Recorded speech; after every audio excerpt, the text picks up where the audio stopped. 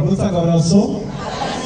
आता आम्ही सदा सर्वदा praise the Lord, praise the Lord, praise the Lord. आपल्या प्रभू येशू ख्रिस्ताची कृपा, परमेश्वर पित्याची प्रीती आणि पवित्र आत्म्याचा सहवास तुम्हाबरोबर असो. आणि तुम्हाबरोबर सुद्धा. एवढ्या उत्स्फूर्तपणे आपण अशा या अभिवादनाला प्रतिसाद देत असतो. प्रत्येक मिस्सामध्ये आपण हे अभिवादन ऐकत असतो. हे जे अभिवादन आहे ते आपण 3 दिवसाकरिता चिंतनाकरिता घेतलेलं आहे. म्हणजे आजच्या दिवशी आपण फक्त त्यातल्या एका भागावरती लक्ष केंद्रित करणार आहोत आणि तो भाग आहे आपल्या प्रभू येशू ख्रिस्ताची कृपा. उद्या आपण चिंतन करणार आहोत आपल्या परमेश्वर पित्याची प्रीती आणि तिसऱ्या दिवशी आपण चिंतन करणार आहोत आपल्या पवित्र आत्म्याचा सहवास. ह्या 3 पैलूंवरती आपण 3 दिवस चिंतन मनन करणार आहोत. मुंबईमधील एक अतिशय श्रीमंत असा व्यापारी 3 देशामध्ये त्याची वेगवेगळ्या प्रकारे व्यवसाय सुरू होता. धंदा अतिशय तेजीत चाललेला. घरामध्ये नोकर चाकर होते. घरासमोर 3 वेगवेगळ्या प्रकारच्या अशा कार्स उभ्या होत्या. म्हणजे एखाद्या माणसाला सुखी असण्यासाठी जे काही आवश्यक असतं अशा सगळ्या गोष्टी त्याच्या घरी जणू काही पाणी भरत होत्या. परंतु ह्या माणसाच्या जीवनामध्ये एक प्रॉब्लेम होता आणि तो प्रॉब्लेम म्हणजे परमेश्वरावर त्याचा बिलकुल विश्वास नव्हता. आपण ह्याला प्रॉब्लेम का म्हणतो ते लवकरच आता तुमच्या लक्षात येईल की जीवनामध्ये जेव्हा सगळं काही व्यवस्थित सुरू असतं तेव्हा माणसाला कधी कधी परमेश्वराची आठवण पडत नाही. परंतु परमेश्वर असा एखादा प्रसंग आपल्या जीवनामध्ये येऊ देतो की त्यामुळे आपलं संपूर्ण जीवन पालटून जात असतं, बदलून जात असतं. आणि म्हणूनच ह्या माणसाच्या जीवनात देखील तशाच प्रकारची एक घटना घडली. सगळं काही व्यवस्थितपणे सुरू होतं आणि जणू काही कुठेतरी माशी शिंकली. एका देशातील कंपनी बंद पडली, दुसऱ्या देशातील धंदा बसला, तिसऱ्या देशातील देखील उद्योगधंदा त्याला बंद करावा लागला. घरामध्ये नोकर चाकर निघून जाऊ लागले. त्याच्यावरती जणू काही रडायची पाळी आली. सगळं काही व्यवस्थित चाललं होतं, आता जणू काही उलटा प्रवास त्याचा सुरू झाला अधोगतीच्या दिशेने.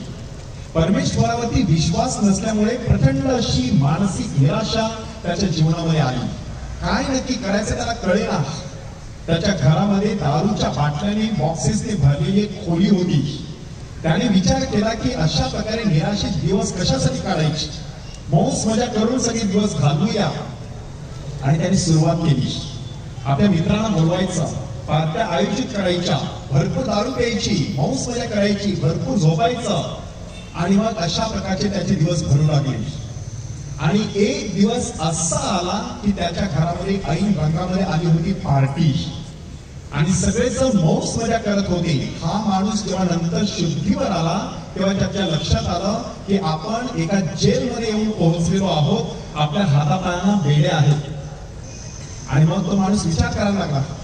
जेलरकडे तारवटलेल्या डोळ्याने पाहू लागला आणि विचारत आहे मी इकडे कसा आलो. आणि जेलरने त्याला सांगितलं काल संध्याकाळी तुझ्या घरामध्ये पार्टी सुरू होती आणि ऐन रंगामध्ये आलेली असताना अचानक तू अतिशय वाईल्ड झालास. तुझ्या हातामध्ये तू सुरा घेतलास, तुझ्या बायकोला तू रक्तबंबाळ केलास, तुझ्या मुलीच्या मानेवरती तो सुरा तू ठेवलेलास. आणि अशा वेळेला कोणीतरी आम्हाला फोन करून बोलावलं, आम्ही तुला पिकअप करून इथे लॉकअप मध्ये ठेवलेला आहे. Praise the Lord. तुम्हाला कदाचित वाटत असेल की ह्या ठिकाणी फादर प्रेज द लॉर्ड का म्हणत आहे, कारण ह्याच ठिकाणी त्याच्या परिवर्तनाला कुठेतरी सुरुवात झाली. त्याने नंतर सुंदर असं पुस्तक लिहिलेलं आहे gripped by the Holy spirit. म्हणजे कसा परमेश्वराने पवित्र आत्म्याने त्याच्या संपूर्ण जीवनाचा ताबा घेतला त्याचं वर्णन त्या पुस्तकामध्ये त्यांनी केलेलं आहे. आणि त्या पुस्तकामध्ये ते सांगत आहे पहिल्यांदाच मी माझ्या जीवनामध्ये समजून चुकलो की कुठेतरी माझं चुकलेलं आहे. Praise the Lord. माणसाला जोपर्यंत हे पटत नाही तोपर्यंत परिवर्तन होऊ शकत नाही. Unless one accepts the reality that I am wrong, conversion cannot begin. खरोखर जर परिवर्तन अनुभवायचं असेल तर पहिल्यांदा मान्य करावं लागतं कुठेतरी माझं चुकत आहे, माझं चुकलेलं आहे. हे माणसाने जर मान्य केलं नाही तर बदल तरी घडून येत नाही. त्याने सुरुवातीलाच ते मान्य केलं, माझं कुठेतरी चुकलं आणि तो रडायला लागला. त्याच्या अश्रूमध्ये देखील जणू काही दुसऱ्या दिवसाची मंगल अशी पहाट दडलेली होती. त्या अश्रू भरल्या नयनाने त्याने पलीकडे बघितलं आणि त्याला आश्चर्याचा धक्का बसला. जेलचं ठिकाण आहे. खिडकीमधून येणाऱ्या प्रकाशामध्ये एक मुलगा बायबल वाचत बसलेला आहे आणि तो हा माणूस त्या मुलाच्या जवळ जातो. त्याच्या हातापायामध्ये बेड्या आहेत. तो मुलगा त्या ठिकाणी बसून बायबल वाचत आहे. त्याच्या चेहऱ्यावरती निरागसपणा आहे, त्याच्या चेहऱ्यावरती शांती आहे, प्रेम आहे, आनंद आहे. आणि मग हा माणूस त्या मुलाला विचारत आहे की हा जेलमध्ये तू एवढा सुखी कसा, आनंदी कसा? आणि त्याच्या गळ्याभोवती एक क्रूस होता. तो क्रूस त्याने हातात पकडला आणि तो मुलगा म्हणतो, I have made Jesus in my life. Have you made Jesus in your life? पहिल्यांदाच हा माणूस सांगत आहे, कोणीतरी मला सरळ प्रश्न विचारलेला की तुला प्रभू येशू ख्रिस्त भेटलेला आहे का? 52 वर्षाचं माझं वय, 25 वर्षापूर्वी माझं लग्न चर्चमध्ये झालेलं, तो माझा शेवटचा दिवस चर्चमध्ये जाण्याचा. तोपर्यंत मी चर्चमध्ये नंतर कधी गेलो नव्हतो. मला परमेश्वराची गरज कधी वाटलेली नव्हती. पण आता त्या मुलाने सांगता बरोबर आतमध्ये काहीतरी झालं. मला आतमधून एक प्रकारची जाणीव व्हायला लागली, आपल्याला देवाची गरज आहे. This is a second important step in your life. First step is to realise that you are wrong, and secondly to realize that you cannot live this life happily without God. Praise the Lord. Praise the Lord. परमेश्वराविना खऱ्या अर्थाने परिपूर्ण जीवन जगणं माणसाला अशक्य असतं. ते जीवन जगायचं असेल तर परमेश्वराची आपल्याला गरज असते.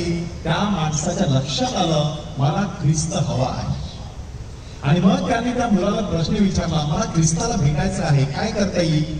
त्या मुलाने फक्त 2च शब्द वापरले, repent and believe. Praise the Lord. Praise the Lord. आपल्या प्रायश्चित्त काळामध्ये अत्यंत महत्वाचे असे हे शब्द आहेत. रिपेंट म्हणजे पश्चाताप करा, बिलीव्ह म्हणजे सुवातेवर विश्वास ठेवा. पश्चाताप करायचा भूतकाळाविषयी, विश्वास ठेवायचा भविष्य काळाविषयी. पश्चाताप करायचा पापाविषयी, विश्वास ठेवायचा सुवातेविषयी. म्हणजे दुसरं विश्व शक्य आहे. नवीन जीवन जगायला माणसाला सुरुवात करणं शक्य आहे, संधी आहे. अशा प्रकारची ती जणू काही शुभवार्ता आपल्याला सांगण्यात आली असते. Those who can see the invisible can do the impossible. बऱ्याच वेळा माणसं आपल्याला अशा प्रकारे निराश करत असतात, हे शक्य नाही, तुला जमणार नाही. परंतु ते कधी शक्य होणार आहे? जर आपण त्या भविष्य काळावरती असलेल्या गोष्टीकडे, अदृश्य अशा गोष्टीकडे नजर टाकली तर नक्कीच आपल्याला हे शक्य होणार आहे. त्या माणसाला अक्षरशः ते दिसू लागलं की आपण पश्चाताप केलेला आहे, आपण सुवातेवर विश्वास ठेवलेला आहे, आपण नवीन जीवनाला सुरुवात केलेली आहे. आतमध्ये आता आनंदाच्या उकळ्या फुटू लागल्या. त्या मुलाला त्यांनी प्रश्न विचारला, कसा करायचा हा पश्चाताप, कसा ठेवायचा विश्वास आपल्या सुवातेवरती? आणि त्याला सांगण्यात आलं, चांगलं कन्फेशन करा. Praise the Lord. Praise the Lord. हा आणखी आपल्या जीवनातील महत्वाचा असा टप्पा असतो की त्याला कन्फेशन कसं करायचं. 25 वर्षापूर्वी त्याने चर्चमध्ये पाऊल ठेवलेलं, आता तो सगळं विसरून गेलेला. कन्फेशन करायचं कसं करायचं, म्हणून त्याने त्या मुलाकडून त्या कन्फेशनची पद्धत शिकून घेतली. त्या मुलाने किती सुंदर सांगितलं बघा, प्रभू येशू ख्रिस्ता विरुद्ध जे काही तू केलेलं आहे ते सगळं धर्मगुरूंना सांगून टाकायचं. आणि ह्या माणसाने आतमधून निर्णय घेतला आणि नंतर येऊन तो आपल्या जागेवर बसला. आपल्या पुस्तकात तो काय लिहितो, अजून माझी सुटका झाली नव्हती, अजून मी तिथून बाहेर पडलो नव्हतो, अजून मला मोकळीक मिळालेली नव्हती, मी चर्चमध्ये गेलो नव्हतो, कन्फेशन केलं नव्हतं, परंतु कुठेतरी आतमध्ये वाटत होतं आपण आता नवीन जीवनाला सुरुवात करायची. निर्णय घेतलेला होता. त्याचं वर्णन करत असताना दुसरे स्पिरिच्युअल जायंट असलेले काही संत काय सांगतात बघा, जर तुम्हाला तुरुंगात असताना अशी बातमी कळाली की उद्या सकाळी तुम्हाला सोडलं जाणार आहे, अगोदरची संध्याकाळ आहे, 8 वाजले आहेत, उद्या सकाळी 8 वाजता तुम्हाला सोडणार आहे असं सांगितलेलं आहे, त्या रात्रीच्या 8 वाजेपासूनच तुम्ही आनंदामध्ये सहभागी होत असता. Praise the Lord. ही आपल्यासाठी गुड न्यूज आहे की आपण सैतानाच्या तुरुंगातून कायमचे सुटणार आहोत. ती बातमी माणसाने स्वीकारायची असते आणि त्या दिशेने वाटचाल करायला सुरुवात करायची असते. त्याने अगोदरच्या संध्याकाळी 8 वाजता बातमी ऐकलेली असेल तर नंतर 12 तास तो आनंदामध्ये असणार. त्याच्या डोळ्यासमोर काळोख नसणार, एक प्रकाश असेल की एकदा 8 वाजले की इथून बाहेर. शरीराने कदाचित तो तुरुंगात असेल परंतु मनाने तो बाहेर पडलेला असतो. ही आपल्या सर्वांसाठी गुड न्यूज आहे. प्रभू येशू ख्रिस्तावरती विश्वास ठेव म्हणजे तुझा आणि तुझ्या घराण्याचा तारण होईल. अशा प्रकारची जी बातमी सांगण्यात आली होती ती आपल्याला जीवनामध्ये अनुभवास मिळत असते. म्हणून माणसाने सुवार्तेवरती विश्वास ठेवायचा की दुसरं विश्व शक्य आहे. मी एका विशिष्ट विश्वामध्ये जीवन जगत आहे मात्र दुसऱ्या प्रकारचं जीवन मला जगणं शक्य आहे. तो माणूस सांगतो की रात्र मी घालवली, आनंदात घालवली, परमेश्वर मला नक्कीच मुक्त करील, ह्यामधून सोडवील आणि जीवनातील तुरुंगातून देखील बाहेर आणील. अशा प्रकारचा एक आत्मविश्वास आतमध्ये वाटत होता. आणि मग तो माणूस सांगत आहे ती संपूर्ण रात्र छानपैकी झोप काढली, सकाळी मी जागा झालो आणि कितीतरी दिवसानंतर दारू न पिता मी रात्र घालवलेली होती. वेगळाच ताजेपणा जाणवत होता. Praise the Lord. म्हणजे माणसाच्या जीवनामध्ये परिवर्तनाची प्रक्रिया कशी सुरू असते बघा. की ह्या माणसाने पहिल्यांदाच तो अनुभव घेतला की दारू न पिता दुसऱ्या दिवशी सकाळी केवढं ताजं वाटत असतं, एकदम फ्रेश वाटत असतं, डोळे चुरचुरत नसतात, गाल तांबे भडक झालेले नसतात, घशाखाली खवखवत नाही, पोटात दुखत नाही, हातपाय थरथरत नाही, किती छान वाटतं. त्या माणसाने तो अनुभव घेतला. तिथेच त्याने निर्णय घेतला की आजपासून ह्या गोष्टीच्या बाजूला जायचं नाही. परिवर्तनाची प्रक्रिया सुरू झाली बघा. माणूस तुरुंगात होता पण आतमधून मुक्त झालेला. महात्मा गांधींनी किती सुंदर म्हटलेलं आहे, no jail can put me in prison because I am internally free. Praise the Lord. कोणताही तुरुंग मला आतमध्ये टाकू शकत नाही कारण अंतर्यामी मी मुक्त आहे. प्रभू येशू ख्रिस्ताने सांगितलं नाही का, तुम्हाला सत्य समजेल आणि सत्य तुम्हाला बंधमुक्त करील. म्हणजे परमेश्वराचं सत्य समजल्यानंतर माणूस बंधनात राहू शकत नाही. Praise the Lord.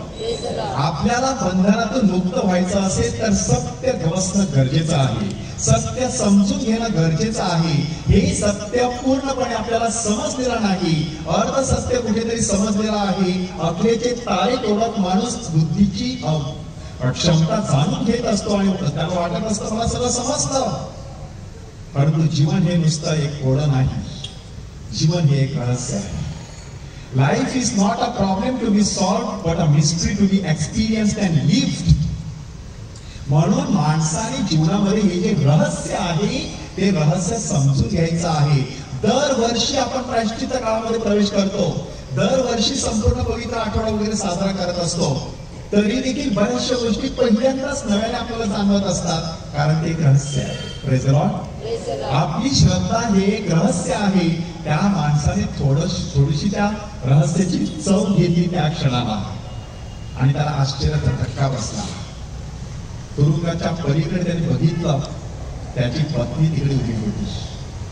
तिला बघितल्यानंतर त्या माणसाला वाटलं की परमेश्वराने आपली प्रार्थना ऐकली, आपली पत्नी तिकडे आलेली आहे, आपल्याशी समिट करण्यासाठी, आपल्याला घेऊन जाण्यासाठी आलेली आहे. परंतु त्याचा अंदाज चुकलेला होता. ती त्या ठिकाणी कशासाठी आलेली होती? डिवोर्सच्या पेपरवरती सही देण्यासाठी. एकीकडे ह्या माणसाच्या मनामध्ये परिवर्तन सुरू होतं, दुसरीकडे त्या व्यक्तीच्या अंतःकरणामध्ये गोंधळ असलेला की ह्या माणसाबरोबर 25 वर्षे मी संसार केला, ह्याच्यात काही बदल पडलेला नाही, आता मला अशा प्रकारे हे जीवन जगायचं नाही.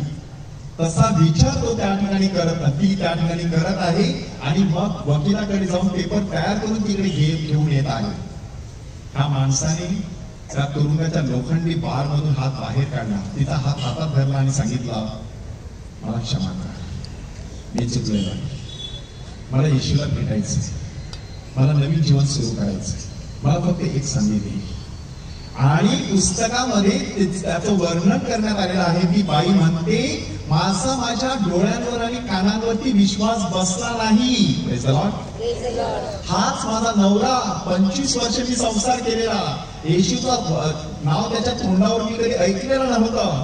केवढे क्रिसमस आले, केवढे गुड फ्रायडे आले, केवढे ईस्टर येऊन गेले, परंतु ह्या माणसाने कधी देवळाची वाट पकडलेली नव्हती.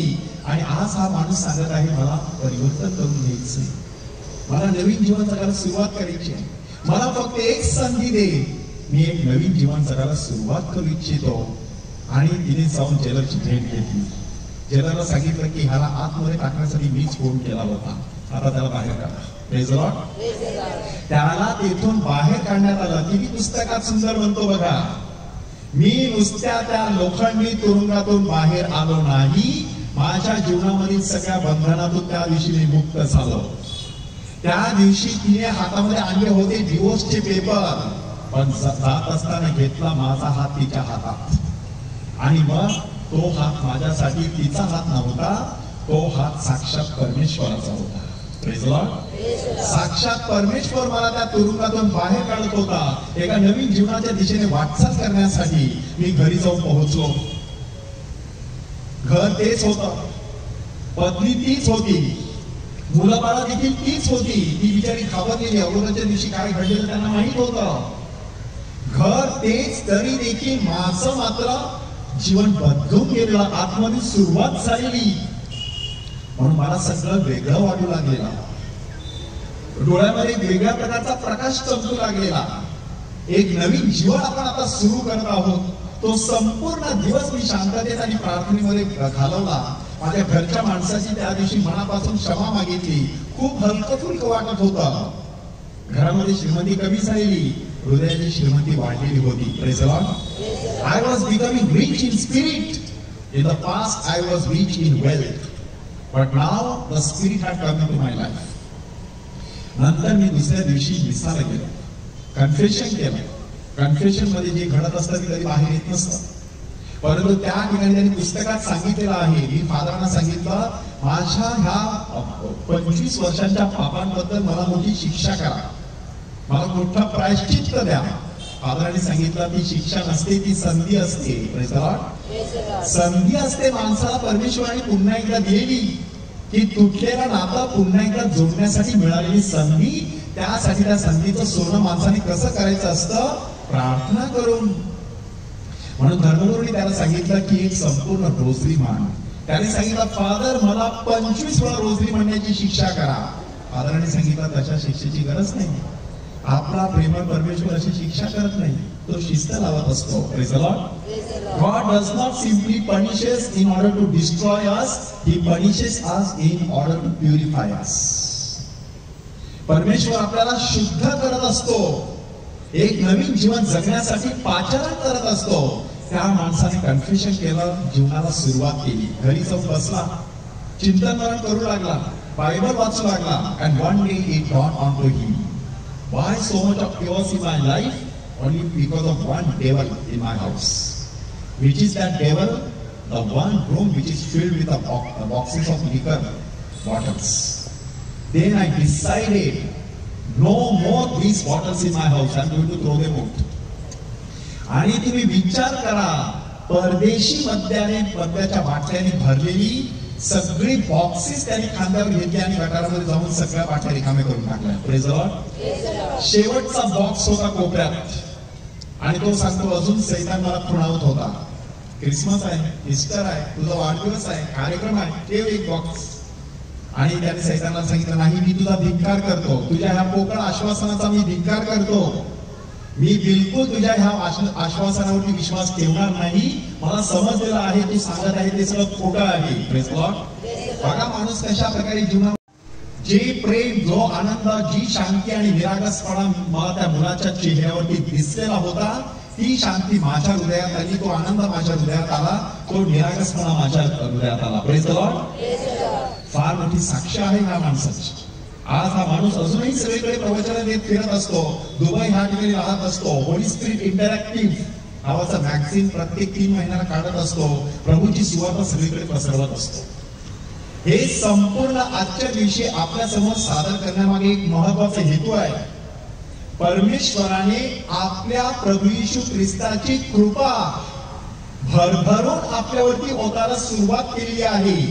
ती कृपा अनुभवण्यासाठी आपल्याला कृपेचा एक काळ दिलेला आहे आणि त्या काळाला एकूण 4 नावं आहेत. प्रत्येक नावामध्ये काहीतरी दडलेलं आहे ते आपल्याला समजलं नाही तर जी कृपा आपल्यासाठी उपलब्ध आहे ती आपल्याला वाटून घेता येणार नाही. म्हणून हा जो काळ, ज्या काळामध्ये आपण सध्या प्रवेश केलेला आहे, 4-5 आठवडे झालेले आहेत, तो जो काळ आहे त्याला 4 नावं आहेत. पहिलं नाव आहे प्रायश्चित्त काळ. प्रायश्चित्त काळ ह्या शब्दाचा अर्थ काय आहे? मला माझ्या पापांची जाणीव झाली पाहिजे आणि मला पश्चाताप करून प्रायश्चित्त घेता आलं पाहिजे. Praise the Lord. म्हणजे प्रायश्चित्त माणूस कधी घेत असतो? माणसाला कळलेलं असतं की माझी कुठेतरी चूक झालेली आहे, आता मला स्वतःला शिक्षा केली पाहिजे. प्रायश्चित्त का? ख्रिस्त सभा प्रायश्चित्त घेण्यासाठी आपल्याकडे पाचारण करत असते, आपल्याला बोलावत असते. कारण पाप 2 प्रकारचं असतं, तसा पश्चाताप सुद्धा 2 प्रकारचा असतो. 2 प्रकारचा पाप, लघु पाप आणि महापाप असं आपण त्याचं विभाजन केलेलं आहे. ग्रेव सीन अँड विनियल सीन. काय नक्की फरक आहे? ग्रेव सीन जेव्हा असतो तेव्हा माणसाचा परमेश्वराशी असलेला संबंध संपूर्णपणे तुटतो, संबंध राहत नाही. तुम्ही विचार करा, म्हणजे एखादी लोखंडी सळी आहे, तिथे 2 तुकडे झालेले आहेत, जॉईंट करता येऊ शकत नाही.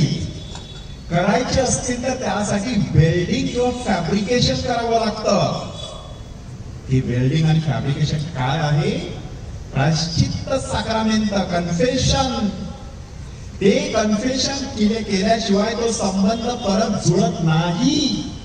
परमेश्वर सदैव तयार असतो, आपण मात्र तुटून पडलेलो असतो, आपला तुकडा झालेला असतो. तो तुकडा जॉईंट करण्यासाठी कन्फेशनची आपल्याला गरज असते. म्हणून त्या ठिकाणी ग्रेव सीन किंवा महापाप ह्याची माणसाने जाणीव ठेवणं गरजेचं आहे. आणि दुसऱ्या प्रकारचा पाप आहे लघु पाप, म्हणजे विनियल सीन. अशा प्रकारचं जे पाप असतं ते परमेश्वराबरोबर असलेला आपला संबंध दुखावत असतो. माणूस नुसता दूर जात असतो, पूर्णपणे तुटलेला नसतो. म्हणजे संबंध आहे परंतु तो दुखावलेला आहे. आपल्याला कदाचित हे अनुभवाने माहित असेल, काही लोकांबरोबर संबंध तुटला असेल तरी सुद्धा जाणवतं. त्या माणसाशी आपण बोलत नाही, त्या माणसाकडे आपण बघत नाही, त्या माणसाने जर तो पुढे येत असेल तर आपण तोंड फिरवत असतो. म्हणजे संबंध पूर्णपणे तुटलेला आहे. पण संबंध बिघडलेला आहे म्हणजे तुम्ही हायबाय करत असता, स्माईल देत असता, पण मनामध्ये मात्र तुम्ही दुखावलेले असता किंवा पलीकडची व्यक्ती दुखावलेली असते. म्हणजे संबंध सुरळीत नाहीत, व्यवस्थित नाहीत. पवित्र मिस्सा बलीमध्ये त्यासाठी पश्चाताप विधी घेतला जात असतो. त्या पश्चाताप विधीच्या माध्यमातून पुन्हा एकदा परमेश्वराबरोबर असलेले संबंध आपल्याला सुरळीत करण्यासाठी कृपा दिलेली असते. That is called the grace of our Lord Jesus Christ. कुठून आली ही सगळी कृपा? का संत पौलने ह्या ठिकाणी पहिल्या जागेवरती आपल्या प्रभू येशू ख्रिस्ताची कृपा हा शब्द सांगितलाय, त्यानंतर परमेश्वर पित्याची प्रीती सांगितलेली आहे, त्यानंतर आपल्याला पवित्र आत्म्याचा सहवास असा शब्द सांगितलेला आहे. त्याने पिता, पुत्र आणि पवित्र आत्मा अशा प्रकारचा क्रम का घेतलेला नाही? पहिल्या क्रमांकावरती येशूला का आणलं, नंतर देवपित्याला का आणलेला आहे? कारण ती जी कृपा आहे ती प्रभू येशू ख्रिस्ताद्वारे आलेली आहे. Praise the Lord. ती नियमशास्त्र मोशेद्वारे आले, परंतु कृपा आणि सत्य ही प्रभू येशू ख्रिस्तामध्ये आलेली आहे. म्हणून परमेश्वराचं प्रेम त्या कृपेच्या माध्यमातून आपल्यापर्यंत येऊन पोहोचलेलं आहे. ती कृपा जर अनुभवायची असेल तर आपल्याला पापांबद्दल पश्चाताप करणं गरजेचं आहे. 2 प्रकारचा पश्चाताप, कंट्रिशन. कंट्रिशन कॅन बी परफेक्ट और इम्परफेक्ट. पश्चाताप पूर्ण असू शकतो किंवा अपूर्ण असू शकतो. काय फरक आहे?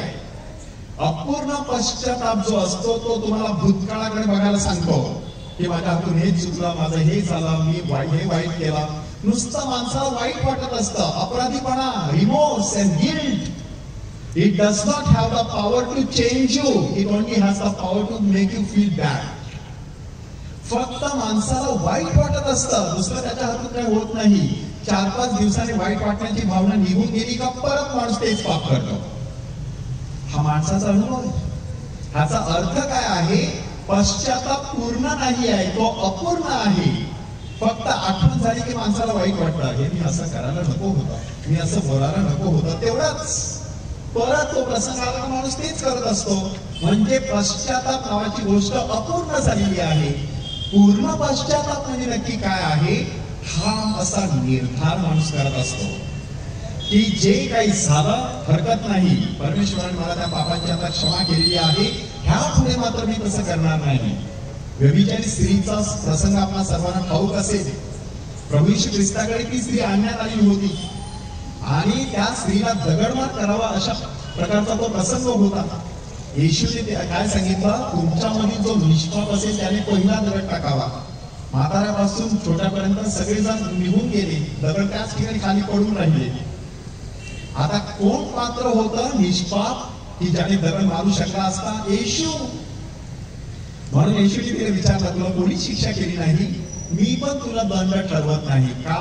येशूने तो दंड ठरवला असता तरी सुद्धा योग्य झालं असतं, कारण तो स्वतः निष्पाप होता, तो दगड मारू शकला असता, पण तो तसं करत नाही.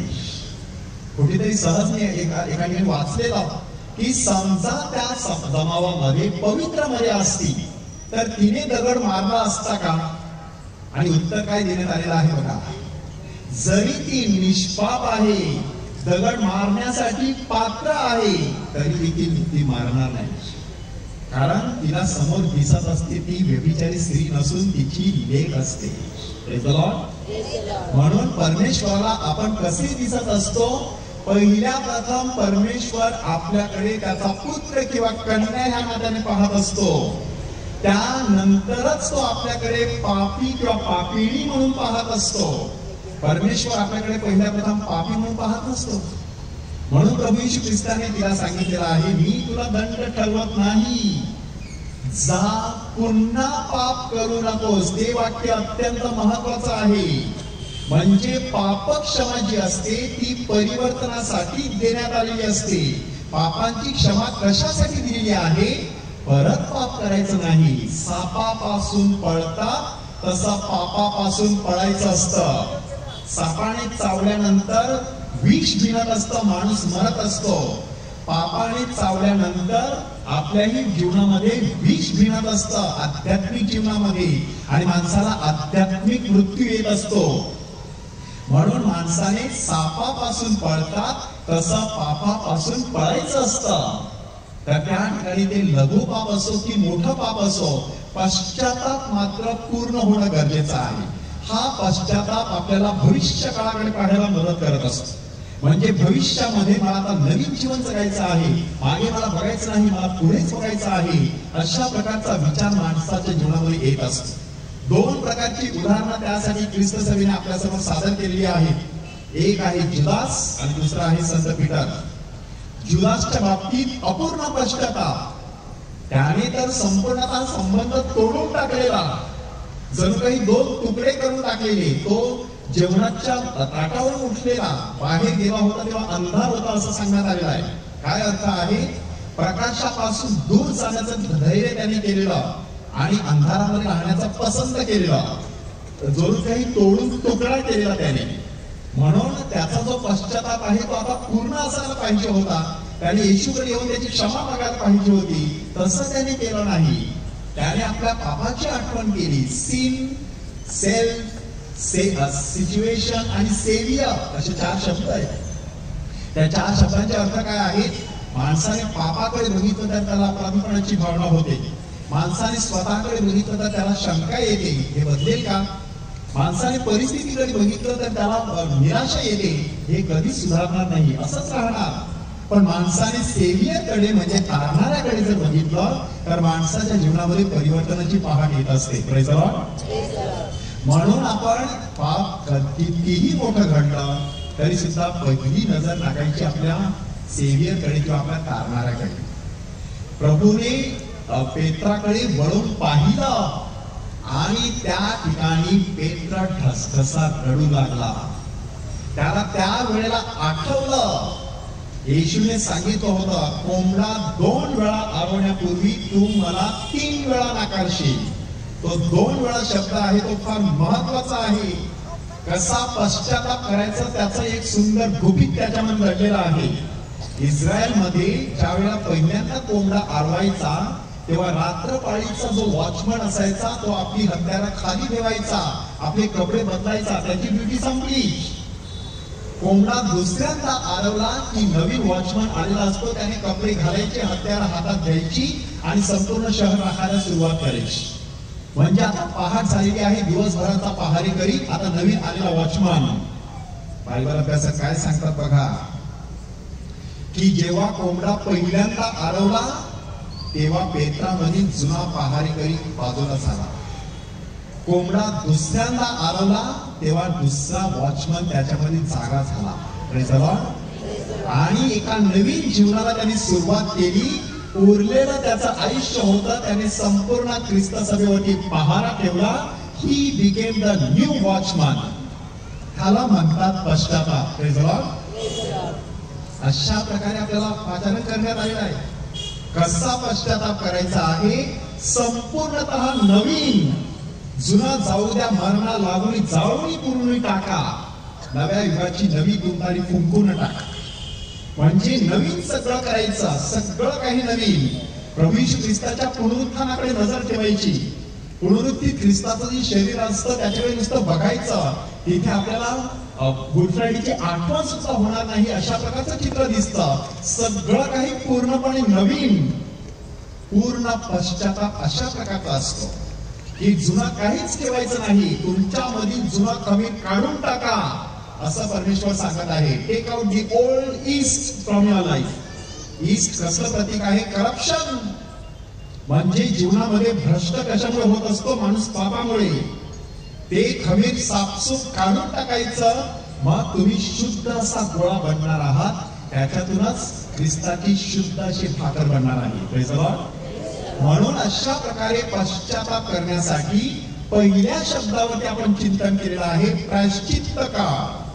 दुसरा शब्द आहे उपवास काळ. की ह्या काळामध्ये आपण उपवास करावा अशी आपल्याकडून अपेक्षा आहे. कशासाठी उपवास करायचा ते देखील ख्रिस्ताने सांगितलेलं आहे. की योहानाचे शिष्य उपवास करतात, परुषांचे शिष्य उपवास करतात, तुमचे शिष्य उपवास करत नाहीत. त्याचं कारण काय? आणि येशूने उत्तर किती सुंदर दिलेलं आहे बघा. जोपर्यंत वराड्याबरोबर वर आहे तोपर्यंत त्यांना उपवास करणे शक्य आहे का? परंतु असे दिवस येतील की वर त्यांच्यापासून काढून घेतला जाईल, मग ते उपवास करतील. Praise the Lord. कशासाठी उपवास करायचा ते सांगण्यात आलेलं आहे.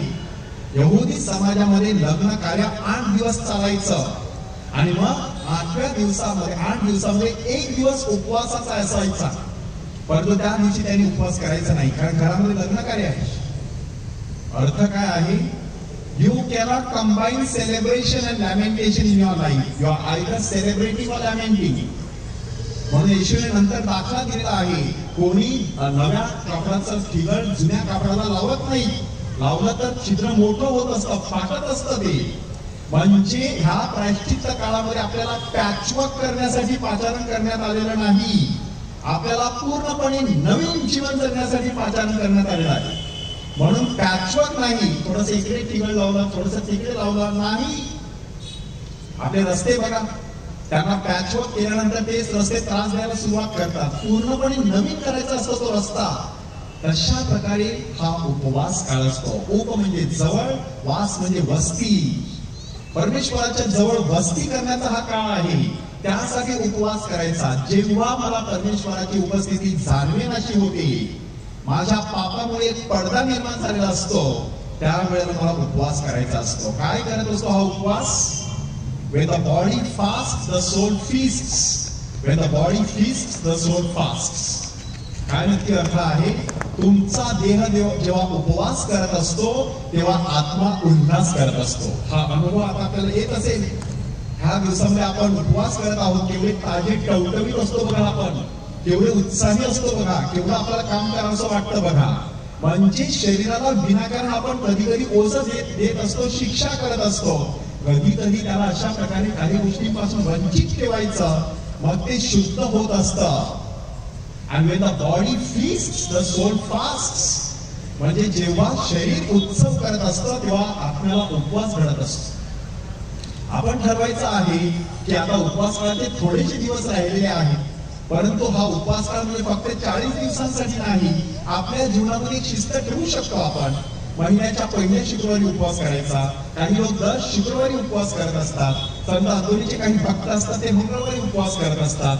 म्हणजे आपण हा उपवासाचं जे महात्म्य आहे ते महात्म्य अशा प्रकारे जागृत ठेवायचं आपल्या जीवनामध्ये आणि त्याद्वारे आपलं जे शुद्धीकरण आहे ते शुद्धीकरण करून घ्यायचं आहे. उपवासाद्वारे आपण परमेश्वराच्या जवळ जायचं आहे. बिशप फुलटन शील आणि त्याच्यासाठी 3 शब्द वापरलेले आहेत, स्टार्वेशन, फास्टिंग आणि डाएट. तर स्टार्वेशन म्हटल्यानंतर तुम्हाला खायला मिळत नाही म्हणून उपासमार होत असतो. डाएट म्हणजे डॉक्टरांनी सांगितलेलं आहे म्हणून तुम्ही उपवास करता. परंतु फास्टिंग म्हटल्यानंतर मनापासून तुम्ही उपवास करत असता. उपवास कसा करायचा? मनापासून. कशा बाबतीत करायचा? I want to fast from the things which I like but they are harmful to me. अशा गोष्टींपासून उपवास करायचा की ज्या मला आवडतात पण मला हानिकारक आहेत, अडथळा रूप आहेत, मला पुढे जाऊ देत नाहीत, माझे हातपाय बांधून ठेवत आहेत, गगनामध्ये भरारी मी मारू शकत नाही. विसा खांडेकरांनी किती सुंदर म्हटलेलं आहे बघा, ज्यांचे पाय पापाच्या बेड्यांमध्ये अडकलेले असतात ते पुण्याच्या आभाळामध्ये भरारी मारू शकत नाही. जर तुम्ही अशा प्रकारे पापामध्ये अडकलेले असाल तर तुम्ही पुढे जाऊ शकत नाही. त्याचा त्याग करणं हा एक मोठा उपवास असतो. आवडीची गोष्ट आपण करणार नाही कारण त्याचा मला खूप त्रास होतो असं माणसाने स्वतःला सांगायचं असतं, तेव्हा तो खऱ्या अर्थाने उपवास काळ आपला ठरलेला असतो. त्यानंतर तिसरा महत्वाचा शब्द आहे लेंट. लेंट हा शब्द इंग्रजी लेंटेन ह्या शब्दापासून आलेला आहे. त्याचा अर्थ आहे वसंत ऋतू. आपल्या आजूबाजूला सुरू झालेला आहे. आता वसंत ऋतूमध्ये काय घडत असतं? पानगळ होत असते. म्हणजे पानं गळून पडत असतात. त्यासाठी झाडाला हलवावं लागत नाही, आपोआप गळून पडतात. कशी पडतात? बॉटनिस्ट किंवा वनस्पती शास्त्रज्ञांनी आपल्याला अभ्यास दिलेला आहे की आतमधून नवा कोंभ येत असतो तेव्हा जुना पान आपोआप गळून पडत असतं. पण आतमधून नवा कोंभ आला पाहिजे, नसेल आला तर ते पान पडणार नाही. जिकडनं पान पडलेलं आहे तिथे तुम्हाला नवी पालवी फुटलेली दिसेल. म्हणजे पहिली आतमधून पालवी आली होती, नंतर बाहेरचं पान करपत गेलं आणि ते खाली पडलं. How do I apply this to my life? आपल्या जीवनामध्ये काही पापाच्या सवयी असतात. त्या पापाच्या सवयी सोडताना खूप कठीण जातात. का कठीण जात असतात? चांगल्या सवयी लावलेल्याच नसतात. आता तुम्ही हा प्रयोग करून बघा तुमच्या जीवनामध्ये. चांगल्या सवयी लावा, हळूच जुन्या सवयी गळून पडतील. त्यासाठी झाडाला हलवावं लागत नाही, तसं तुम्हाला कष्ट करावे लागत नाही की ही सवय मला सोडून द्यायची आहे, आपोआप गळून पडेल. चांगली सवय लावून बघा. बायबल वाचायचा, प्रार्थना करायची, आजारांना भेटी द्यायच्या, चर्चमध्ये यायचा, साक्रामेंटाची भक्ती करायची, दिवसाच्या वाटीची भक्ती करायची, नोवेली करायची. चांगल्या सवयी. जेव्हा तुम्ही चांगल्या सवयी लावत असता तेव्हा वाईट सवयी हळूहळू गळून पडत असतात. कधी कधी असाही आपल्याला अनुभव येण्याची शक्यता असते की फादर मी जेव्हा प्रार्थना करत नव्हतो ना तेव्हा खूप चांगलं चाललेलं, आता मी प्रार्थना करायला सुरुवात केली, खूप अडथळे यायला लागले, खूप त्रास व्हायला लागला. खरी गोष्ट अशी असते ते अडथळे अवगत सुद्धा होते, पण ते पापी आहे, ते वाईट आहेत, चुकीचे आहेत हे आपल्याला माहित नव्हतं म्हणून आपण करत होतो, म्हणून काहीच वाटत नव्हतं. त्यासाठी बिशप फुलटन शील यांनी किती सुंदर उदाहरण दिलंय बघा. मायक्रोस्कोप म्हणजे सूक्ष्मदर्शिका असते. त्या मायक्रोस्कोप मध्ये जर तुम्ही एखादा पाण्याचा थेंब बघितला तर तो तुम्हाला त्या ठिकाणी त्याच्यामध्ये जंतू वळवळताना दिसतील. तोच पाण्याचा थेंब नुसता हातात घेऊन बघितला तर तुम्हाला दिसणार नाही. म्हणजे जंतू होते पण दिसत नव्हते, सूक्ष्मदर्शिका येताबरोबर दिसायला लागली. धार्मिक जीवन जगायला सुरुवात केल्यानंतर ती सूक्ष्मदर्शिका येते श्रद्धेची. त्यामुळे आपल्याला ते पाप दिसायला लागतात आणि आपण अस्वस्थ होतो. अगोदर होती पाप परंतु दिसत नव्हती. जणू काही एखाद्या मुलीला वरती पाठवावं, पहिल्या मजल्यावर सांगावं की कोणी साफ करू नये. मुलगी तशीच परत येते, आई त्याच्यामध्ये काहीच घाण नाही. मग आई स्वतः झाडू घेऊन वरती जाते आणि बराच वेळ स्वच्छता करत राहते. मग मुलगी विचारते पण तिथे काहीच घाण नव्हती, मला दिसली नाही. आई सांगते ती दिसली नाही कारण खिडक्या बंद होत्या. खिडक्या उघडल्यानंतर घरातली घाण दिसायला लागली. श्रद्धेच्या खिडक्या उघडा, पापाची घाण दिसल्याशिवाय राहणार नाही. आपल्या श्रद्धेच्या खिडक्या बंद आहे, म्हणून आपल्याला पापाची घाण दिसत नाही, पश्चाताप करावासा वाटत नाही, जीवनामध्ये परिवर्तन होत नाही आणि नवजीवनाचा आनंद आपण घेऊ शकत नाही. Praise the Lord. त्यासाठी आपण ह्या काळामध्ये प्रवेश केला आहे, आध्यात्मिक वसंत ऋतू. चौथा शब्द आहे कोरेस्मा. तो लॅटिन शब्दापासून आलेला आहे क्वाड्राझिंटा. क्वाड्राझिंटा म्हणजे 40 दिवस देण्यात आलेले होते. आता बरेचसे 25-30 दिवस निघून गेले. हे एवढे दिवस कशासाठी? एक आठवडा दिला असता पुरेसं नाही का? एक 9 दिवसाचं नोवेना करायला सांगितलं असतं पुरेसं नाही का? ख्रिस्ताने एवढा मोठा कालखंड दिलेला आहे, कारण तारणाचा मोठा उत्सव आपल्याला साजरा करायचा असतो. प्रभू येशू ख्रिस्ताचं दुःख सहन, मरण आणि पुनरुत्थान. एवढं मोठं रहस्य साजरा करायचं असेल तर त्याच्यासाठी तयारी सुद्धा तेवढी असली पाहिजे. म्हणून प्रायश्चित्त काळाचे 2 हेतू आपल्याला सांगण्यात आलेले आहेत. एक हेतू आहे ज्यांचा बाप्तिस्मा होणार आहे त्यांनी बाप्तिस्म्यासाठी तयारी करायची. मग त्यांची नावनोंदणी केली जाते, त्यांची छाननी केली जाते, त्यांची परीक्षा घेतली जाते आणि मग ईस्टरच्या रात्री त्यांना बाप्तिस्मा दिला जातो.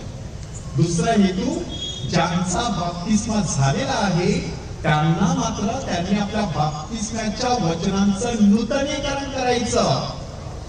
नेमकं तेच आपण करत असतो की नाही बघा, की ईस्टरच्या रात्री धर्मगुरू आपल्याला विचारत असतात, तुम्ही सैतानाचा धिक्कार करता का? त्याच्या पोकळ आश्वासनाचा धिक्कार करता का? त्याच्या सर्व दुष्कृत्यांचा धिक्कार करता का? आणि आपण सांगत असतो होय. पण मनामध्ये डोकावून पाहायचं, खरंच आपण धिक्कार करतो का? नाही का तो सैतान एकसारखा आपल्याला फसवत? म्हणून त्या वचनाचं नूतनीकरण करायचं. आणि दुसऱ्या भागामध्ये प्रेषितांचा विश्वास अंगीकार, स्वर्ग आणि पृथ्वी ह्याच्या वचनाचं उत्पन्न करता, ह्याच्यावर तुम्ही विश्वास ठेवता का? नंतर देवपुत्राविषयी, नंतर आत्म्याविषयी, चर्चविषयी, अशा प्रकारे आपली श्रद्धा आपण त्या ठिकाणी प्रकट करत असतो. ते झाल्यानंतर आपल्यावरती पवित्र पाणी शिंपडलं जात असतं. काय नक्की घडत असतं बघा, की यहुदी समाजामध्ये ज्या वेळेला एखाद्या माणसाला त्याच्या पापाची जाणीव झालेली असायची, बाप्तिस्मा झालेल्या माणसाची, आता यहुदी धर्मामधून तो ख्रिस्ती झालेला आहे, तेव्हा अशा माणसाने काय करायचं? अंगाला राख फासायची, पश्चाताप करायचा अशा प्रकारे. त्यामुळे गोंतात नेसून बसायचं. सगळ्या लोकांना ते स्पष्टपणे दिसतं की हा माणसाला आता पश्चाताप झालेला आहे. आणि एकदा पश्चाताप झालेला आहे याची खात्री पटली की त्याला रीतसर विधीपूर्वक आंघोळ घातली जायची. नेमकं तेच आपल्या बाबतीत होती की ना बघा. राखेच्या बुधवारी कपाळावरती आपल्याला क्रूसाच्या खुणेने अंकित करण्यात आलेलं राखेने, म्हणजे जर काही संपूर्ण शरीराला राख फासता येत नाही, प्रतिकात्मक फासलेली आहे. त्यानंतर ईस्टरच्या रात्री पवित्र पाणी शिंपडलं जाणार आहे, विधीपूर्वक आपल्याला आंघोळ घातली जाणार आहे. त्याद्वारे एका नवीन जीवनात आपण प्रवेश करणार आहोत. 40 दिवस काय केलं? पापाबद्दल पश्चाताप केला. आता 50 दिवस पवित्र आत्म्याची पूर्वतयारी करायची.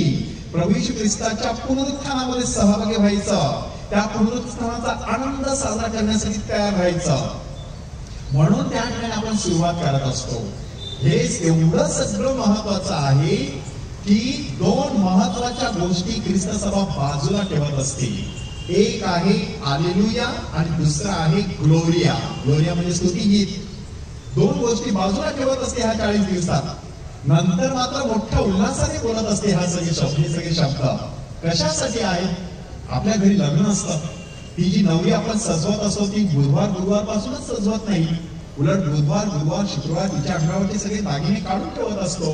शनिवारी संध्याकाळी व्यवस्थित रीतसर विधीपूर्वक तिच्या अंगावरती आपण दागिने घालत असतो.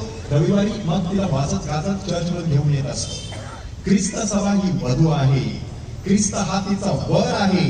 तो वर म्हणजे प्रभू येशू ख्रिस्त सध्या दुःख सहन करत आहे. म्हणून ख्रिस्त सभेने आपले 2 दागिने काढून बाजूला ठेवलेले आहेत. एक आहे हालेलुयाचा दागिना, दुसरा आहे ग्लोरियाचा दागिना. दोन्ही दागिने त्यांनी बाजूला काढून ठेवलेले आहेत. ईस्टरच्या नाईट विजीच्या सर्व्हिस मध्ये दोन्ही दागिने तिच्या अंगावरती विधीपूर्वक चढवले जाणार आहेत.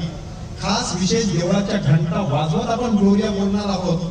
खास हालेलुयाचा जयघोष केला जाईल. आणि नुसता तेवढा एकच दिवस नाही, आठवडाभर ग्लोरिया गायला जाईल. 50 दिवस हालेलुया विशेषरित्या गायला जाईल. मिस्साच्या शेवटी धर्मवृत्त तशा प्रकारे निरोप देत असताना हालेलुया हालेलुया परत परत बोलणार आहे. म्हणजे काय आहे, एखाद्या मुलीचं लग्न झाल्यानंतर तिचे दागिने दाखवत ती सगळ्यांना फिरत असते, तशी ख्रिस्त सभा देखील लोकांना सांगत असते, आता माझं नव्याने जणू काही लग्न झालेलं आहे, नव्याने मी माझ्या वैवाहिक जीवनाला सुरुवात केली आहे, माझा पती पुन्हा एकदा पुनर्जीवित झालेला आहे, त्याच्याबरोबर मी आता हे वैवाहिक सौख्यातच जीवन जगत आहे.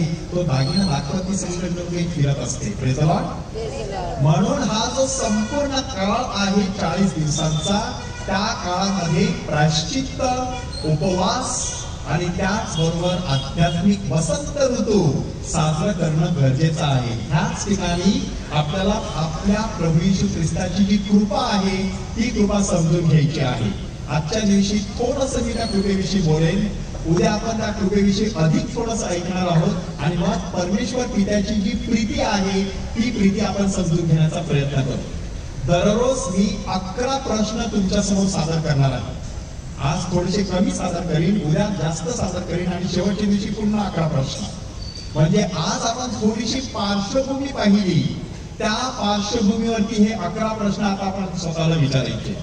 पहिला प्रश्न आहे, सुरुवातीला सांगितलं त्याप्रमाणे, की संत पौलने हे जे अभिवादन लिहिलेलं आहे ते 2 करिंथ अध्याय 13 वचन 14 मध्ये आहे.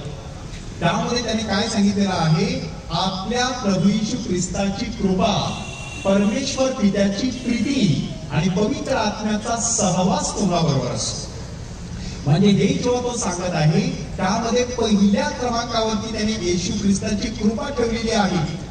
इतर सगळ्या 7 दुसऱ्या पत्रामध्ये त्यांनी येशू ख्रिस्ताची कृपा, येशू ख्रिस्ताची कृपा, येशू ख्रिस्ताची कृपा पुन्हा पुन्हा सांगितलेलं आहे.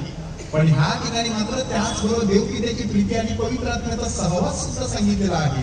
त्याद्वारे त्याने काय सूचित केलेलं आहे, देवाचं प्रेम प्रकट झालेलं आहे येशू ख्रिस्ताद्वारे, पवित्र आत्म्याचा सहवास आपल्याला लाभलेला आहे येशू ख्रिस्ताद्वारे. म्हणजे त्या येशूने पवित्र आत्मा पाठवला म्हणून आपल्याला सहवास मिळाला. त्या प्रभू येशू ख्रिस्ताने परमेश्वर पित्याची ओळख करून दिली म्हणून आपण त्याला सहज पिता ह्या नावाने हाक मारू शकतो, आमच्या स्वर्गीय बापा ही प्रार्थना म्हणू शकतो. तो पवित्र आत्मा देखील अब्बा बाप्पा अशा शब्दात आपल्याला हाक मारण्यासाठी प्रेरणा देत असतो. त्या पवित्र आत्म्याने प्रेरणा दिल्याशिवाय कोणीही येशू हा ख्रिस्त आहे, प्रभू आहे अशी कबुली देऊ शकत नाही. कसे हे त्रैक्य एकमेकांमध्ये गुरफटलेलं आहे बघा. ख्रिस्ती माणूस जीवन जगत असतो पवित्र त्रैक्याठायी, म्हणून आपल्यामध्ये सातत्याने हे पवित्र त्रैक्य उपस्थित आहे ह्याची जाणीव ठेवणं गरजेचं आहे.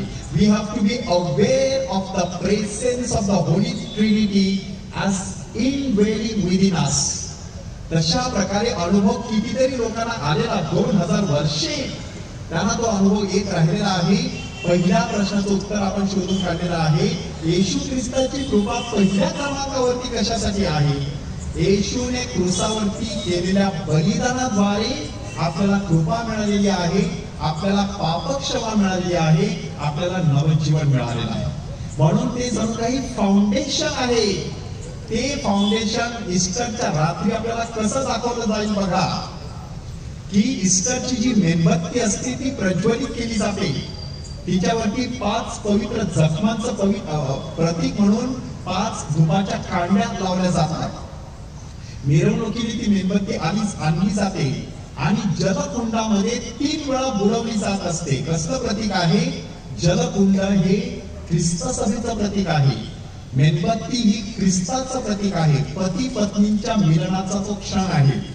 पती पत्नीच्या मिलनातून मुलं जशी जन्माला येत असतात तसं ख्रिस्त आणि ख्रिस्त सभा यांच्या मिलनातून बाप्तिस्म्याद्वारे आपण नवा जन्म घेत असतो. म्हणून ते बाप्तिस्म्याचं जलकुंड विशेषरित्या आशीर्वादित केलं जातं आणि आपली सगळी घरं त्या पाण्याने आशीर्वादित केली जात असतात. आपण जेव्हा चर्च मध्ये प्रवेश करत असतो तेव्हा जलकुंडातून 2 थेंब घेतो आणि स्वतःला क्रूसाच्या खुणेने चिन्हांकित करत असतो. काय सांगत असतो, पित्याच्या पुत्राच्या आणि पवित्र आत्म्याच्या नावाने पाण्याने माझा बाप्तिस्मा झालेला आहे. म्हणून मी ह्या चर्च मध्ये एक ख्रिस्ती बाप्तिस्मा झालेली व्यक्ती म्हणून प्रवेश करू शकत आहे. प्रभू येशू ख्रिस्ताची कृपा कुठे दडलेली आहे, कालवारीच्या टेकडीवरती त्याने भोगलेल्या सगळ्या दुःख सहनाद्वारे. ती कृपा आपल्याला देण्यात आलेली आहे. म्हणून पहिल्यांदा संत पौल ख्रिस्ताच्या कृपेविषयी सांगत आहे. कृपा ह्या शब्दाचा नक्की अर्थ काय तो आपण समजून घेण्याचा प्रयत्न करायचा. त्यासाठी 3 महत्वाची उदाहरणं दिली जातात. पहिलं उदाहरण आहे अपात्रता. म्हणजे जेव्हा तुम्ही पात्र असाल आणि तुम्हाला एखादी गोष्ट मिळत असते तेव्हा आपण त्याला कृपा म्हणत नाही. That means I don't call it a grace when I am worthy of something. Grace is not because of your merits, but because of God's goodness. Praise the Lord. म्हणजे कृपा हे कसं प्रतीक आहे. आपण पात्र आहोत म्हणून कृपा दिली जात नाही आपल्याला. परमेश्वर चांगला आहे म्हणून कृपा देत असतो. आपण सातत्याने अपात्रच असतो. जेव्हा प्रापंचिक कमीने वाटायला सुरुवात करत असतात त्यावेळेला आपल्याकडे थोडीशी अडचण निर्माण झाली. त्यांनी सांगितलं की आम्ही त्यांच्याकडून कम्युनियन कशाला घ्यायचं, ते अपात्र आहेत. आम्ही धर्मगुरूकडून आणि सिस्टरांकडून कम्युनियन घेणार. तुम्ही विचार करा, समजा धर्मगुरू उभे आहेत, सिस्टर उभे आहेत, 2 प्रापंचिक उभे आहेत, प्रत्येकाच्या हातामध्ये 1-1 किलो सोनं आहे आणि ते सांगत आहेत 2-2 तोळे सोनं तुम्हाला देणार आहे.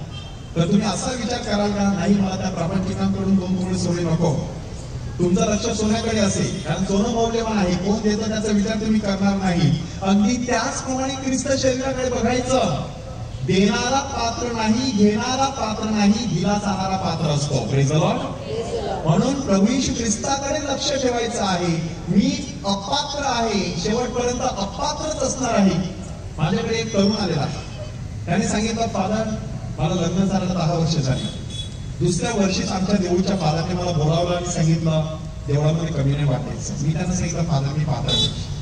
3-4 वर्ष निघून गेली. परत मला फादरने रिक्वेस्ट केली. मी सांगितलं फादर मी पात्र नाही. आत्ताच 1 वर्षभरापूर्वी परत मी नकार दिला. पण मला खूप वाईट वाटते. मला नकार द्यायला वाटत पण नाही आणि होकार पण द्यायला वाटत नाही कारण मला अपात्रतेची जाणीव असते. मी सहज त्याला एक प्रश्न विचारला, जीवनात कोणत्या क्षणाला तू सांगू शकणार आहेस की आता मी पात्र आहे? आपण कधीतरी सांगू शकू की आता मी पात्र आहे कम्युनिटी देण्यासाठी? नाही. आपण सतत अपात्रच असणार आहोत. पण समजा तुम्ही अपात्र आहात, तुम्ही डॉक्टरकडे जात नाही तर तुम्ही बरे होणार आहात का? बरं होण्यासाठी अपात्रता मान्य करायची, डॉक्टरांना जाऊन सगळं सांगायचं मला इथे दुखतं तिकडे दुखतं, तेव्हा तो डॉक्टर आपल्याला बरं करू शकणार आहे. म्हणून कृपेच्या पाठीशी काय घडलेलं आहे? माणसाची अपात्रता. अपात्रतेची जाणीव ठेवली की कृपा भरभरून व्हायला सुरुवात करत असते. दुसरी गोष्ट आहे अशक्यता, इम्पॉसिबिलिटी. म्हणजे ही गोष्ट होणे शक्यच नाही असं जेव्हा तुम्हाला दिसत असतं आणि ती गोष्ट शक्य होते तेव्हा ती कृपेने होत असते. म्हणून आपण सांगत असतो की हे कृपेने झालेलं आहे. डॉक्टर शैलेश मेहता यांनी एक साक्ष दिली आहे. 6 वर्षाच्या मुलीचे रिपोर्ट त्यांच्याकडे आणण्यात आले. मुलीचा आता ओपन हार्ट सर्जरी करायचा अशा प्रकारचा निर्णय घेण्यात आले आणि मग ती केस त्यांच्याकडे आणण्यात आली आणि सांगितलं की डॉक्टर आता तुम्हाला ऑपरेशन करावं लागेल. 6 वर्षाची मुलगी ऑपरेशन थिएटर मध्ये आणण्यात आली. डॉक्टरांनी सहज तिला विचारलं, त्या डॉक्टरांबरोबर दुसरे 4-5 असिस्टंट डॉक्टर होते. डॉक्टरांनी विचारलं त्या मुलीला तुला काय सांगायचं आहे? तर त्या मुलीने काय सांगितलं बघा, की बालपणापासून मला सांगण्यात आलेलं आहे आपल्या हृदयात देव असतो. तुम्ही आता माझा हार्ट ओपन करणार आहात, माझ्या हृदयात कुठे देव दिसला तर तो कसा दिसतो मला सांगा. त्या डॉक्टरांच्या डोळ्यात पाणी आलं. परंतु ते त्यांनी तसंच दाबून ठेवलं आणि त्या मुलीला सांगितलं हरकत नाही. ऑपरेशन सुरू झालं आणि बराच प्रयत्न सुरू आहे. अर्धा तास निघून जात आहे. परंतु त्या मुलीच्या वेन्स मधून रक्ताच्या ज्या काही नळ्या असतात, त्या शिरा असतात, त्याच्यातून रक्त येतच नव्हतं. आता सगळं बंद करायचं, मुलगी लवकरच मरण पावणार असं त्यांना वाटलेलं. म्हणून त्यांनी डोळे बंद केले. त्यांना आठवण झाली मुलीने काय सांगितलं होतं, हृदय उघडल्यानंतर तिथे कुठे देव दिसतो का बघा आणि मला तसं सांगा. आणि नंतर त्यांनी डोळे बंद केलेले आहेत. त्यांना त्या गोष्टीची आठवण झालेली आहे. नुसती परमेश्वराकडे प्रार्थना करायला त्यांनी सुरुवात केलेली आहे. इतक्याच बाजूचे जे डॉक्टर आहेत त्यांनी त्यांना कोपराच्या ढोकऱ्याने अशा प्रकारे हलवलं आणि त्यांना सांगितलं डॉक्टर रक्त यायला सुरुवात झाली आहे, आता ही मुलगी सहज वाचणार आहे, आपण ऑपरेशन पुढे नेऊया. ऑपरेशन पुढे नेण्यात आलं. तिचे सगळे बॉक्स काढण्यात आले आणि नंतर त्या मुलीला आईच्या हाती सोपवण्यात आला आणि सांगण्यात आलं आता पुढील 60 वर्षे ह्या मुलीला कुठलाच धोका नाही. संपूर्णपणे ही मुलगी आता बरी झालेली आहे. आणि मग पुढचा चमत्कार खरा पुढे आहे. मग ती मुलगी जेव्हा शुद्धीवर येते तेव्हा ती डॉक्टरांना विचारत आहे, डॉक्टर तुम्ही माझा हात ओपन केलेला ना, तुम्हाला दिसला का देव? त्या डॉक्टरांनी काय सांगितलं बघा, देव नुसता पाहायचा नसतो, त्याचा अनुभव घ्यायचा असतो. आणि मला तो अनुभव आलेला आहे. Praise the Lord. परमेश्वराचा अनुभव. त्यानंतर डॉक्टर शैलेश मेहता सांगतात, तोपर्यंत मी एवढा मोठा कार्डिओलॉजिस्ट, माझ्या हॉस्पिटलमध्ये देवाचं चित्र नव्हतं. त्यानंतर देवाचं चित्र माझ्या हॉस्पिटलमध्ये आलं. खरं परिवर्तन कोणामध्ये झालं? खरं ऑपरेशन कोणाचं झालं? खरं ओपन हार्ट सर्जरी कोणाची झाली? खरे ब्लॉक्स कोणाचे निघून गेले आहेत? ह्याला म्हणतात कृपा. जिथे माणसाला अशक्य वाटतं, जेव्हा माणसाला अशक्य वाटतं, हे शक्यच नाही, तेव्हा ती कृपा. प्रभूची कृपा तुझ्यावर झालेली आहे, अशा प्रकारे सांगण्यात आलं. देवाने आपल्यावरती मोठी दया केली किंवा कृपा केली. म्हणून अलिशिबा 5 महिने एकांतामध्ये राहिलेली आहे. मुलाचं नाव देखील तिने कोणतं दिलेलं आहे? योहान, म्हणजे देवाची कृपा. जेव्हा एखादी गोष्ट अशक्य वाटत असते तेव्हा घाबरून जायचं नसतं. जे माणसाला अशक्य असतं ते देवाला शक्य असतं, त्यालाच आपण कृपा म्हणत असतो. जर माणूस सगळं स्वतःच्या अक्कल हुशारीने करू शकला असता तर मग कृपेची गरज ती काय? माणसाला कृपेची गरज आहे, कारण माणसाला सगळं काही शक्य नाही, माणूस सगळ्या बाबतीत पात्र नाही. आणि तिसरी महत्वाची गोष्ट कृपेच्या बाबतीत, कृपा अकस्मात मिळत असते. तुम्ही ठरवून कृपा मिळवू शकत नाही, अकस्मातपणे. आमचे एक धर्मगुरू होते, अभ्यासासाठी त्यांना पाठवण्यात आलं. तिथे पोस्टाबरोबर ऑफिस मधून नोटीस आली, 11 वाजता 5,000 रुपये भरायचे. बिचारा पात्रांकडे एवढे पैसे नव्हते. आणि 10 वाजलेले. त्यांची बहीण एक तासाभराच्या अंतरावरती राहत होती, पण तिच्याकडे जाऊन यायचं, तोपर्यंत हातामध्ये पैसे येणार आणि तोपर्यंत इथे ऑफिस बंद होणार. 11 वाजता पैसे भरायचे, करायचं काय? त्यांनी जाऊन प्रार्थना करायला सुरुवात केली. इतक्यात एक सिस्टर त्यांना भेटायला आला. फादर, तुम्हाला आठवते का, काही महिन्यांपूर्वी तुम्ही आमच्या कॉन्व्हेंटमध्ये आला होता आणि 8 दिवसाची रिट्रीट झाली होती. त्या 8 दिवसाच्या रिट्रीटचे 5,000 रुपये तुम्हाला पाठवण्यात आलेले आहेत. Praise the Lord. अकस्मात तुम्ही विचार सुद्धा करू शकत नाही, अशा वेळेला अशी परमेश्वराची कृपा मिळत असते. कुठेतरी तुम्ही जाण्यासाठी निघत असता आणि तुम्ही विचार करत असता की मी वेळेवर पोहोचेन का, आणि नेमकी तुम्हाला लिफ्ट मिळत असते. अकस्मात ती कृपा असते. पोप फ्रान्सिस ह्यांच्याकडे एक मुलगा कन्फेशन साठी आला आणि त्यावेळेला ते आर्चबिशप होते. त्यांनी सांगितलं की बाळा, मला तुझं कन्फेशन ऐकायला बरं वाटलं असतं, परंतु माझी गाडी जी आहे ती सुटली तर 2 तासानंतर गाडी आहे आणि माझा कार्यक्रम 1 तासाने आहे, जवळच आहे, परंतु मला गाडीने जावं लागणार. तर बघ एखादे धर्मगुरू तुला मिळत असतील तर तरी हरकत नाही, मी देवाच्या कृपेवरती विसंबून राहतो आणि तुझं कन्फेशन ऐकतो. त्याचं कन्फेशन त्यांनी ऐकलं. अर्धा तास कदाचित गेला असेल आणि ते धावत पळत स्टेशनवरती पोहोचले. अनाउन्समेंट होत होती, येणारी गाडी 1 तास लेट झालेली आहे. कशी परमेश्वराची कृपा अकस्मात मिळत असते बघा. तुम्ही ठरवून परमेश्वराची कृपा मिळवू शकत नाही. परमेश्वर तुम्हाला आश्चर्याचे धक्के देत असतो. God is a God of surprises. म्हणून ती आपल्या प्रभू येशू ख्रिस्ताची कृपा अकस्मातपणे माणसाला मिळत असते. म्हणून कृपा या शब्दाचा अर्थ समजून घेत असताना अपात्रता, अशक्यता आणि अकस्मातपणा, हा 3 गोष्टी लक्षात घेणं गरजेचं आहे. तिसरा प्रश्न, आणि हा प्रश्नाद्वारे आज आपण ह्या ठिकाणी थांबणार आहोत. उरलेले प्रश्न मी उद्या सुरू करीन. त्यानंतर आपण देवविद्याची प्रीती आहे त्याच्यावरती अधिक सखोल चिंतन करणार आहोत. की पवित्र मर्या कृपा पूर्ण होती, ह्या शब्दाचा अर्थ काय? की हे कृपा पूर्ण स्त्रिये नमस्कार, अशा शब्दामध्ये देवदूतांनी तिला अभिवादन केलं. Mary was full of grace. What is the meaning of this? Full of grace. की पवित्र मर्या कधी फुल ऑफ ग्रेस झाली? जेव्हा तिला अभिवादन करण्यात आलं तेव्हा? जेव्हा येशू तिच्या ठाई वस्ती करू लागला तेव्हा? नाही. गर्भधारणेच्या पहिल्या क्षणापासून परमेश्वराने तिला कृपेने एनवलप केलेलं, अशा प्रकारे कव्हर करून ठेवलेलं.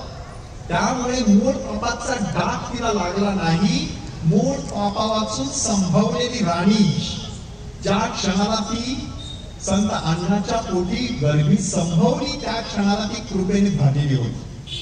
कृपा पूर्ण अशी स्त्री, आणि म्हणूनच तिच्या आयुष्यामध्ये कितीतरी वेळेला आपल्याला कृपेचे प्रसंग दिसून येत आहेत. इमॅन्युएल गॉड विथ अस, तिच्या ठाई तो वस्ती करून राहिलेला आहे. त्यानंतर प्रभू येशू ख्रिस्त हा मानव आहे आणि देव आहे, म्हणून तो तिच्या उदरी संभवलेला असेल तर मग ती देवाची माता बनत असते.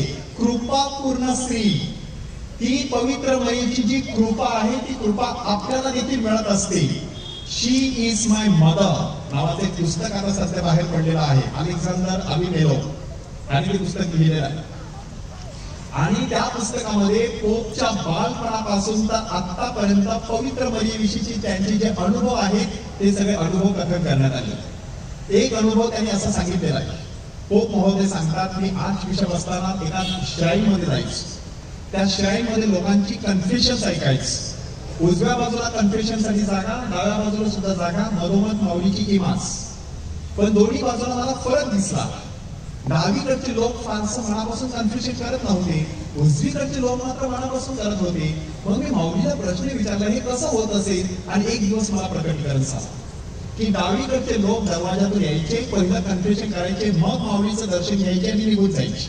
पण उजवीकडचे लोक पहिल्या प्रथम माऊलीचं दर्शन घ्यायचे, मग कन्फ्युजनला यायचे आणि मग दुसऱ्या वाटेने निघून जायचे. माऊलीचं दर्शन घेत असताना माऊली त्यांना दर्शन देत होती, त्यांच्या हृदयामध्ये बघत होती, त्यांच्या हृदयात कालवा कालव होत असे, मग ते रडायला लागत असत. अगदी मनापासून कन्फ्युजन करायचे आणि अशा प्रकारे त्यांच्या जीवनामध्ये परिवर्तन व्हायचं. आपल्या प्रभू येशू ख्रिस्ताची कृपा, पवित्र मरियेची कृपा पूर्ण स्त्री आहे, तिच्याद्वारे आपल्याला वाटण्यात येत असते. म्हणून तू कृपेचे वाटप करत असते असं आपण तिच्याविषयी सांगत असतो. तर पोप महोदयाने आपल्याला त्यासाठी एक सुंदर मंत्र दिलेला आहे. संकट आल्यानंतर जसं माणूस आडोशाला लपत असतो, तसा आपल्या जीवनात मोहाचा प्रसंग आला की पवित्र मरियेच्या पदराखाली यायचं. तो पदर साधा सुद्धा पदर नसतो, तो कृपेचा पदर असतो, कृपेचं कवच असतं. ते कवच ज्या वेळेला आपल्याला लाभत असतं तेव्हा कोणत्याही मोहाची आपल्याला भीती वाटत नसते, कारण त्या पदराखाली आपण जीवन जगत असतो.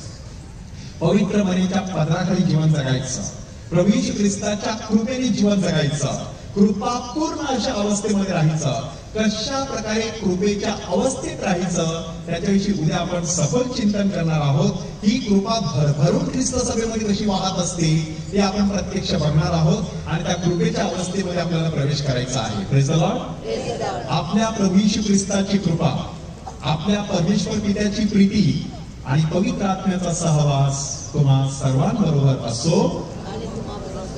Praise the Lord. Praise the Lord. Praise the Lord.